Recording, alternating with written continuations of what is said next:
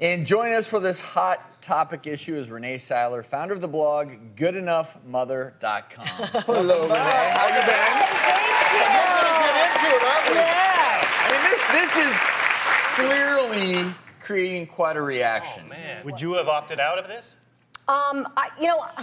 Would I have opted out? That's a tough question. That's a real, yeah, wait a second. I didn't know I was going to be on the hot seat here. I would have probably not opted out. But I've been one of those parents who is really open and talked to my children about sex from the time that they were very, very little, because I always felt like the sex conversation is really So you wouldn't have opted out. The question is, if it were done in a different way and you had to opt in, would you have opted in? I probably would have opted in. Yeah, look at the facts on teen pregnancy. In New York, 12% of teenagers between 15 and 19 years old get pregnant. That's big. And 50% have had sex. I think a lot of parents that are kind of against this general thing of handing out contraception to kids think that making these available kind of promotes risky behavior, but they're already engaging in it. Yeah. Being a teenager promotes risky behavior. I mean, the numbers support they're already doing it. I think this is a great segue. If they're going to make a mistake or not be responsible with the behavior, they need to be able to have a way that's easy and confidential to then not make a second with your kid. Hey, look at the letter I just got from school. Yeah.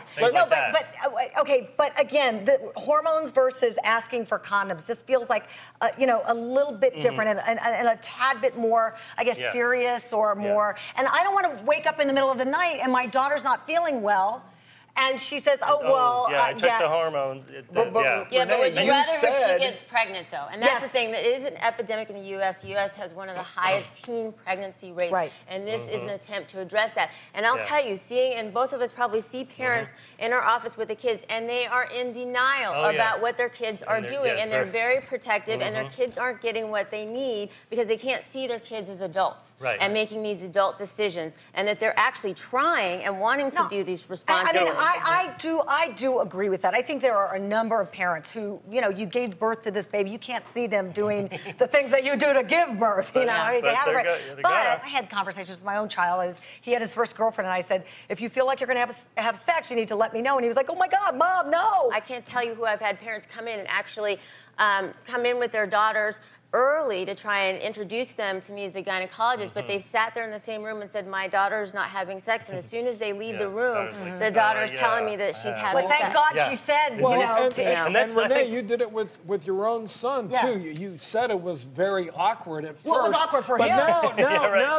you've been there, now you can move on, and it's a healthy, good thing. It was awkward for him. It was not awkward for me because I feel like with parents, listen, you need to say this a number of times until it rolls off your tongue without you blushing, without being embarrassed. If you have to look in the mirror and say, sex, sex, sex, sex, are you having sex? What kind of sex? Are you having, I don't care what it is. You got to do it so that it just is a course of conversation. So when it's not awkward for you anymore, then it'll stop being awkward for him. And for me, I would use this situation as a chance to talk to my kids.